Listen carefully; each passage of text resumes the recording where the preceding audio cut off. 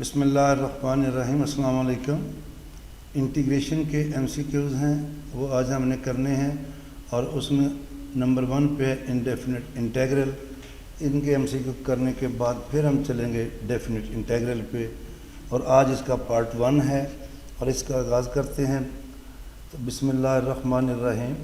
Number 1 पे है a function F is anti derivative of a function small F on an interval L. को interval दिया गया है। इफ़ हमारे पास 4 ऑप्शन है।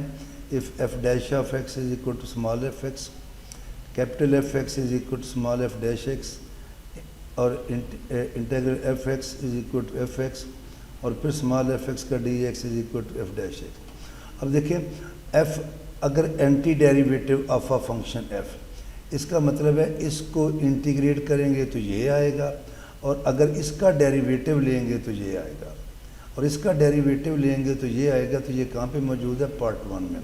तो ए ऑप्शन है हमारा F dash of X is equal to अगर एफ ऑफ एक्स हो तो फिर एफ एक्स की इंटीग्रेशन है, ये एंटी डेरिवेटिव है, वो एफ एक्स कहलाता है। नंबर 2 पे आते हैं। Integration is reverse process of, देखें ये बहुत ईजी है।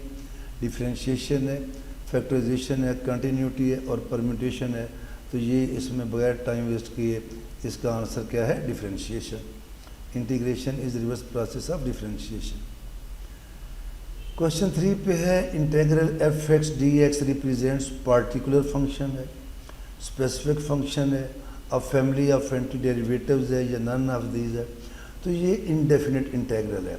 आपको पता है जब हम किसी भी इनडेफिनिट इंटीग्रल को इंटीग्रेट करते हैं तो हम एंड पे लगाते हैं प्लस सी।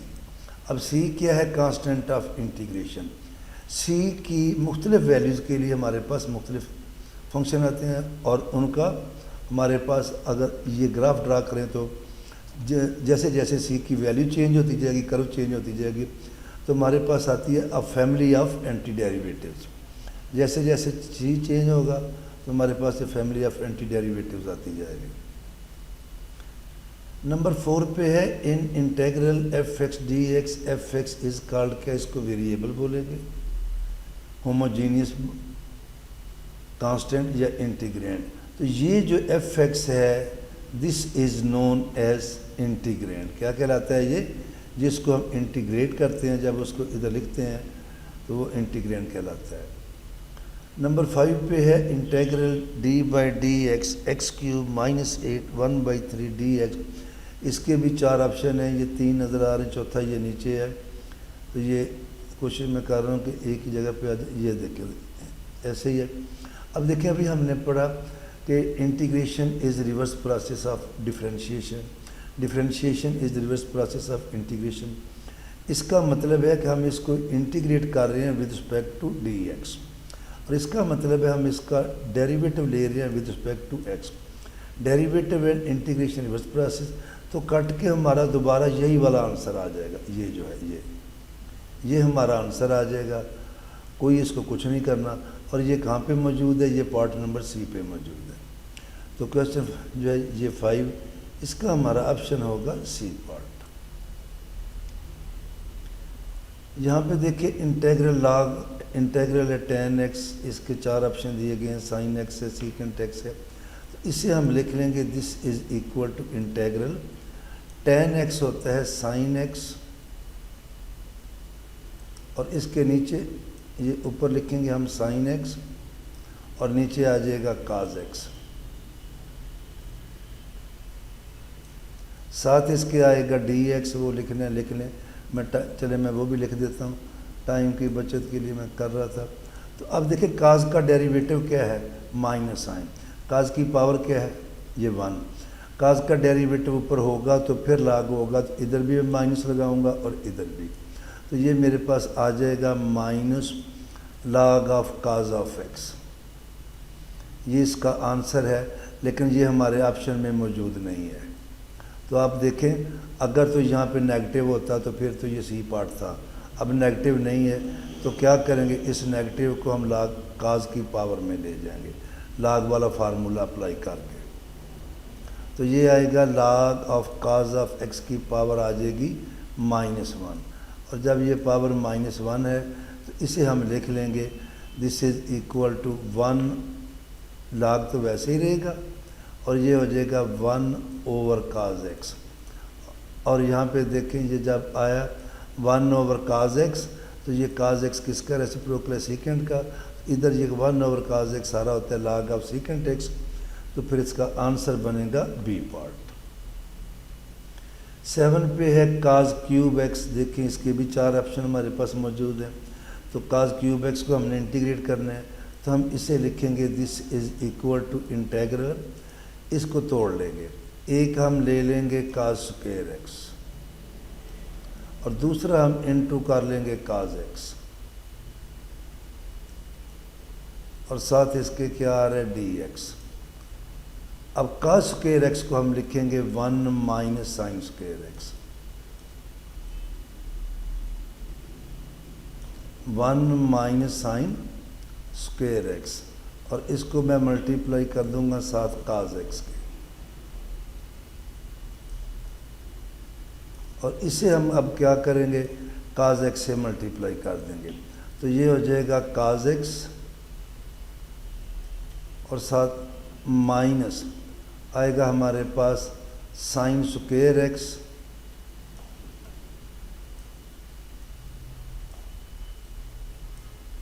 साइन स्क्वायर x, और इनटू हमारे पास आ जाएगा cos x, और सारे के बाहर ब्रैकेट डाल के क्या लगा देते हैं dx। अब आप गौर करें cos x की इंटीग्रेशन है sin x, तो सारे के नीचे तो 3 नहीं आएगा, ये दोनों नहीं होंगे। cos x की इंटीग्रेशन है sin x, और sin स्क्वायर x जब लेंगे तो sin का जो है ये डेरिवेटिव साथ मौजूद है, तो sin की पावर में हम ऐड करेंगे ये 1, तो आएगा cos x की इंटीग्रेशन sin x, और माइनस आएगा sin cube x over 3 plus ही, तो ये सी ऑप्शन हमारा क्या है, आंसर है। 8 पे आइएगा तो इंटेग्रल log x dx एक ही फंक्शन है, तो इससे जब भी ये log आता है इसे हम रखते हैं फर्स्ट फंक्शन, तो ये आएगा 1 into log of x dx। तो log x फर्स्ट फंक्शन होगा और ये जो 1 है ये क्या होगा, सेकंड फंक्शन। तो हम लिखेंगे इसका फार्मूला है log x और इंटेग्रल ऑफ सेकंड फंक्शन 1 की इंटीग्रेशन आ जाएगी x, माइनस आएगा derivative of first function, log x का डेरिवेटिव लेंगे तो वो क्या आएगा 1/x, फिर इंटीग्रेशन सेकंड की क्या आएगी x, और ये आ जाएगा dx। इस x को उठा के हम log x से पहले लिखेंगे, तो ये आएगा x log of x minus ये x से x कटेगा, क्या बचेगा, ये 1, और 1 की इंटीग्रेशन है x, तो हमारे पास आंसर आ गया ए पार्ट। फिर इंटेग्रल है साइन ऑफ AT dt। कई जगहों पे मैंने कांस्टेंट नहीं लगाया, वो लगाना है तो वो भी लगा लें, क्योंकि कांस्टेंट तो अब ना भी लगाएं तो कोई नंबर काटता है कोई नहीं काटता। तो ये साइन AT की इंटीग्रेशन है cos, साइन t की इंटीग्रेशन है cos t, और साइन AT की होगी, साइन AT की इंटीग्रेशन है माइनस cos t, और साइन AT की है minus cos AT। Sine AT का डेरिवेटिव, AT का डेरिवेटिव ये मौजूद होना चाहिए था, ए से मल्टीप्लाई करेंगे, डिवाइड करेंगे, तो ये हमारे पास आ जाएगा minus cos AT over a। तो यहाँ पे तो x है, ये तो वैसे ही जाएगा, तो ये बी पार्ट है हमारे पास, इसका answer minus cos of AT over a। 10 पे है साइन हाइपरबॉलिक x। अब देखें साइन हाइपरबॉलिक में ये है नंबर 1, जो पहले 3 फंक्शन है ना हमारे पास, एक है साइन हाइपरबॉलिक, दूसरा है cos हाइपरबॉलिक, और तीसरा है tan हाइपरबॉलिक। इन तीनों का डेरिवेटिव पॉजिटिव आता है, और अगले तीनों का डेरिवेटिव वो नेगेटिव आता है। हालांकि आम ट्रिग्नोमेट्रिक में ऐसा नहीं है, साइन का पॉजिटिव है, cos का नेगेटिव है, tan का पॉजिटिव है, cot का नेगेटिव है। हाइपरबॉलिक में पहले तीनों का डेरिवेटिव पॉजिटिव, अगर इनका डेरिवेटिव पॉजिटिव है तो फिर इनकी इंटीग्रेशन भी positive.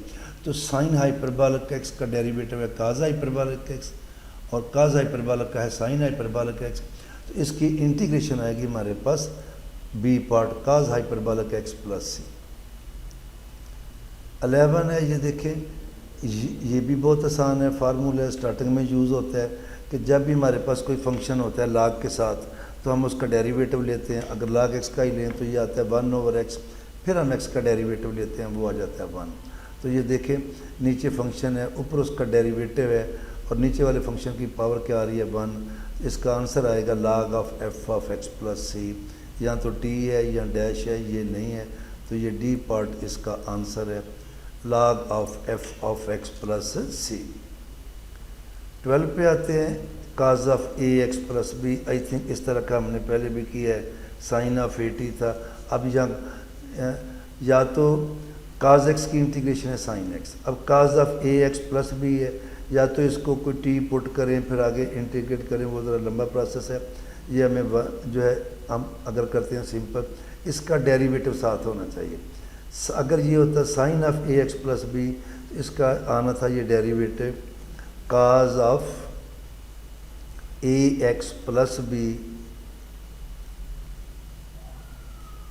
Cause of A X plus B into derivative हमने किसका लेना है, ए एक्स का भी, तो वो हमारे पास आ जाता है ए। तो इसको ए से मल्टीप्लाई करेंगे और बाहर ए पे डिवाइड करेंगे, तो ये जो सारे का सारा है ये किसका डेरिवेटिव है, ये अब बन गया ये सारा cos of A X plus B into A sine of A X plus B का डेरिवेटिव है, और इसके बाहर 1/a है, तो हमारा ऑप्शन है डी पार्ट। फिर हम चलते हैं ये 13 पे, ये भी देखें बहुत इजी है, e की पावर है टेंजेंट इनवर्स x।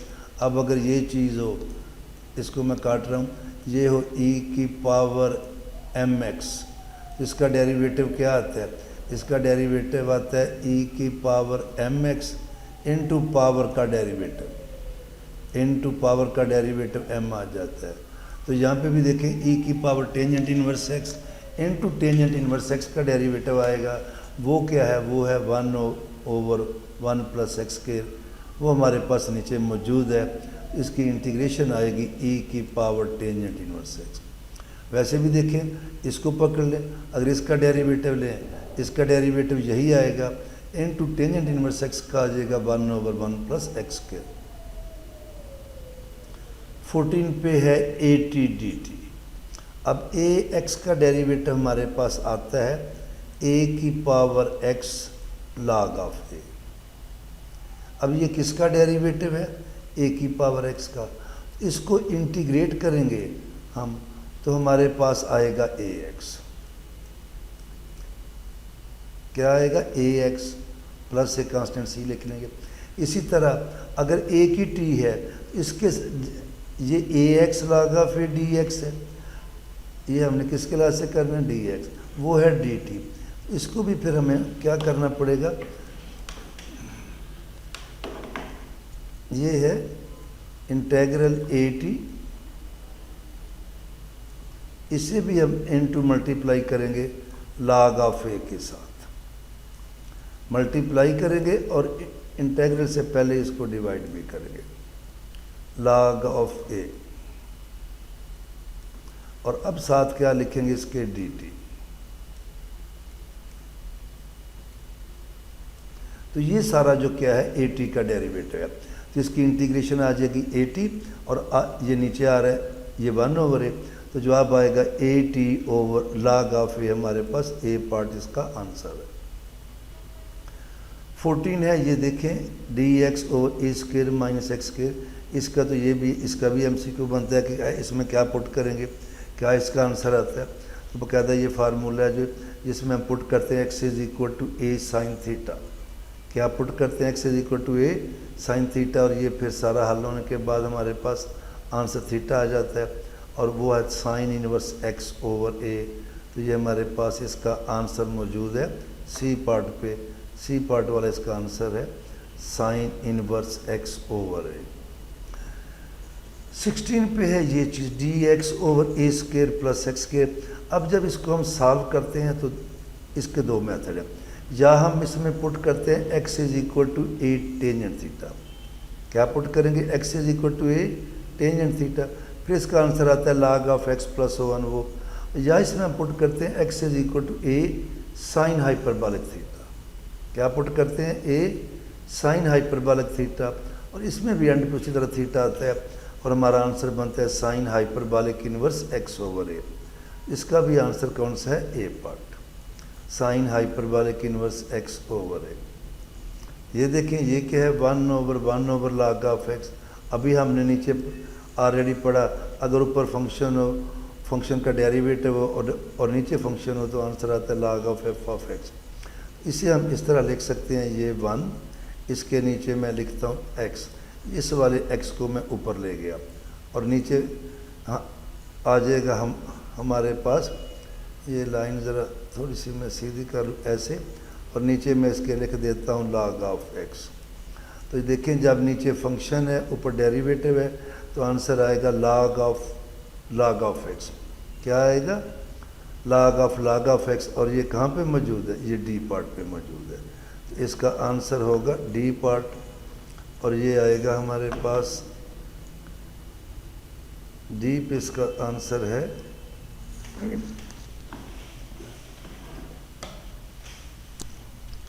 और ये इसका आंसर है डी पार्ट। फिर हम थोड़ा सा मज़ीद आगे चलते हैं 18 पे। e की पावर x है, ये फार्मूला भी है, इसमें ये है, एक में यहाँ ax भी आता है, यहाँ भी a आता है, यहाँ भी a आता है, वो भी इसी से मिलता जुलता है, या कह लें कि ये उसकी डिडक्शन है। इसको जब हम इंटीग्रेट करते हैं, इस चीज़ को e की x को इससे मल्टीप्लाई कर देते हैं दोनों के साथ अलहदा अलहदा, तो ये आ जाता है हमारे पास e की पावर x fx और साथ इसके क्या dx। फिर आता है प्लस e की पावर x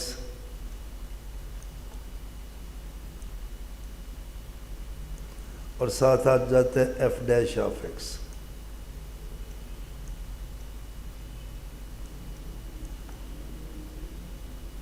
अब इसको इंटीग्रेट करना है, इसे लेंगे फर्स्ट फंक्शन और इसे लेंगे सेकंड। इसको नहीं कुछ करना, जब इसे सॉल्व करेंगे तो हमारे पास आ जाएगा फर्स्ट फंक्शन वैसे ही f ऑफ x, साथ आ जाएगी इंटीग्रेशन ऑफ सेकंड e की x, माइनस जब करेंगे तो फर्स्ट का डेरिवेटिव क्या आएगा? f dash of x।